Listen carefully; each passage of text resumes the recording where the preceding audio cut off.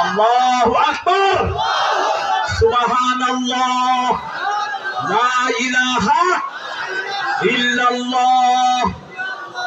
চারটা বড় বড় গাছ জান্নাতে এখন হয়ে গেল। আবু হুরায়রা জিজ্ঞেস করলেন এক একটার সাইজ কত?